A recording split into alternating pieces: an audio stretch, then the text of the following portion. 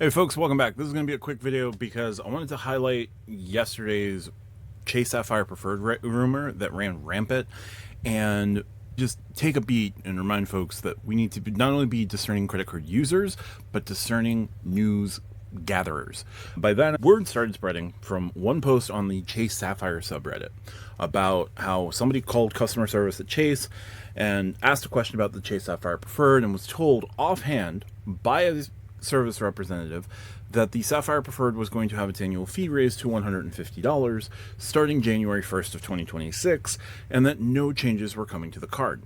Now, could this be true? Potentially. However, it went from the Chase Sapphire subreddit to the credit card subreddit to the churning subreddit to Danny the Deal Guru to posted this morning on Doctor of Credit. Now, obviously, there's a all tagged as rumor. And they were just going with, this is from one source, one person on Reddit, one unverified conversation. They did, but the thing you have to take into account, there's always, with rumors, there's always a grain of truth, or there's always something to cling on to that you should say to yourself, this sticks out, this might be true.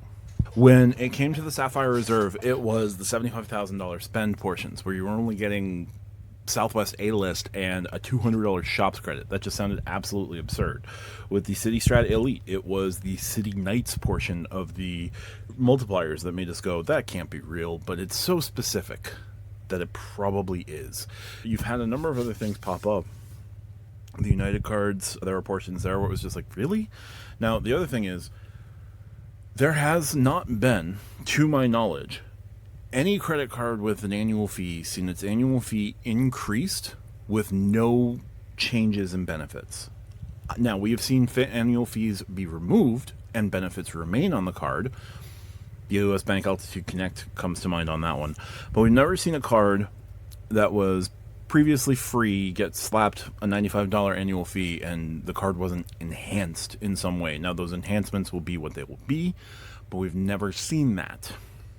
You haven't seen the American Express Green Card last had its annual fee raised in 2019, taking effect in 2020, January of 2020. Do you know what the earning structure on the American Express Green Card was in 2019? It was 2 points per dollar in the American Express travel portal, 1 point per dollar on all other purchases. The personal green and the business green had the same multipliers in 2019. In 2020, the multipliers on the personal green became 3 times points on dining, 3 times points on travel purchases, 3 times points on transit, 1 times points on everything else, additional multipliers in the American Express travel portal, and you got the clear credit, you got the then Lounge Buddy credit, you had, that was about it given on that card. You were charged $95 for 2 times points in the travel portal, 1 times points on everything else, like the personal green. They raised it to $150 and added on the Lounge Buddy credit and the Clear Pass, the Clear Plus credit. Now, Clear Plus is the only thing still on the card, and it's now outpacing the annual fee of the card, but when the card first launched, Clear was, what, $189? So it was barely covering it before, and now it is doing it by plus $50. So the personal green is going to see its annual fee raised. But when that annual fee gets raised at some point, it will come with additional benefits associated with the card. Maybe multiplier changes, maybe more coupons, but card issuers have been very selective in that when they do a refresh to an annual fee card, they will usually put more on the card to give you that outsized value, or claim that they're giving you that outsized value. If banks could do what the fashion industry does and just give you the same thing year after year, but give you an upcharge every year because screw you, pay me, they would.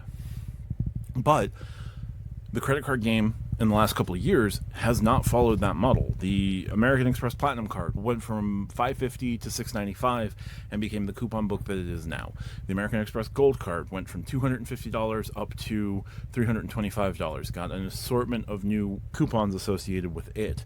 The American Express Bonvoy Brilliant was launched as a $650 card with a $25 per month dining credit.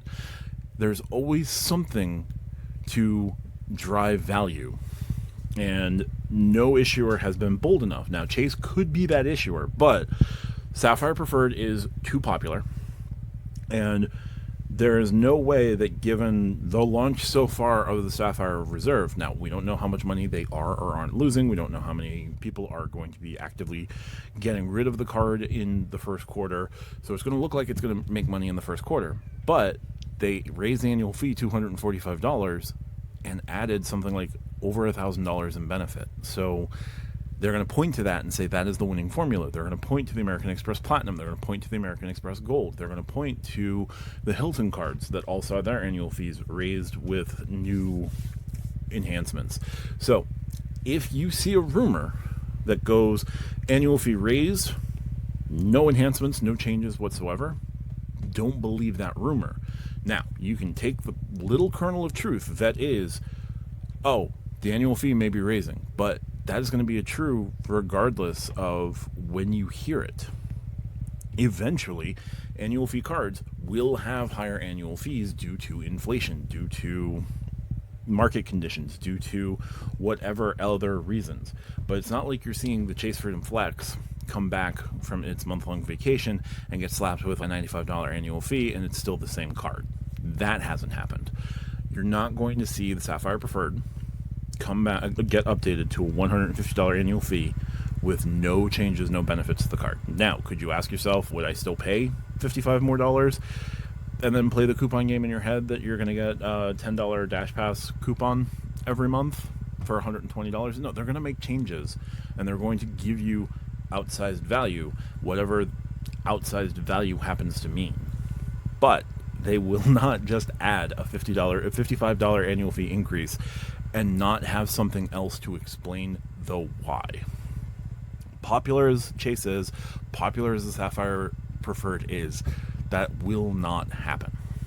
And so, yeah, just wanted to highlight, we have to take a step back sometimes with some of these rumors because it ran wild yesterday, and there's no basis to believe the portion that says, oh yeah, Chase is going to do what the fashion industry does and just slap $55 on there and say, screw you, pay me, and everyone would be on board with that. A lot of folks are reevaluating their relationship with Chase. Chase is in no position to do that. Chase, let's say Chase lands the Apple Card, which rumor is saying that they may have that deal. That deal is very close. You're going to add the Apple Card, and now you're going to slap on a $55 annual fee increase, say, screw you, pay me, after the maelstrom of discontent that you're seeing on the internet. Now, the internet is not the majority of card users, but the internet can be a pretty loud minority, as we've learned, because look at the world we live in. But you're not going to see Chase go to that same minority and say, screw you, pay me more. I don't think you're going to see that happen at all. American Express doesn't even do that. Like the American Express Green Card, when it gets refreshed with its $150 price point, they may only raise the annual fee $45, but you know what they're going to do? They're going to add extra credits onto the card. The same is going to be true with the American Express Platinum Card. It's currently $695. The predictions say it could go anywhere from $895 to $995. Nobody knows if it's going to cross the $1,000 barrier, but you would know that American Express is going to add additional enhancements to the card to make life better. So when it comes to rumors, and when it comes to like me reporting rumors, right, take into account whether or not I'm telling you that, you know, there's going to be X and Y changes. Like, I will tell you that I don't see X and Y changes at the moment. That's why I'm going to tell you that they're to take a grain of salt. Also, when it comes to these rumors that have launched, start looking for the thing that really stands out as why would they do that? Because that might be the kernel of truth that actually tells you that everything else is true. Again, with the Sapphire Reserve, it was the shops at Chase, it was the $75,000 spend to get Southwest A-list status of all things, and it was the borking of the travel credit, the borking of the travel multiplier. After that, like, those three things combined to be true, right? With Strata Elite, City Strata Knights stuck out like a sore thumb. There was no way they were doing that, and yet that's what they did. Splurge credit also sounded stupid, and it was true, right? Look at the oddball, because the oddball is probably the key. There's no oddball here.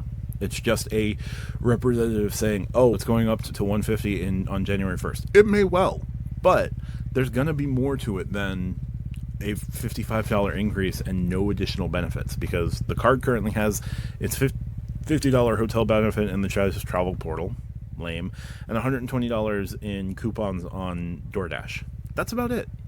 Doesn't have an Instacart credit, doesn't have an Uber credit, just gets you 5 times points on Uber, doesn't have any other additional credit to help with the annual fee. So yes, the 120 is currently outpacing the 95, but if you're going to go up to 150, you still have to add like another $100+ in credits somewhere.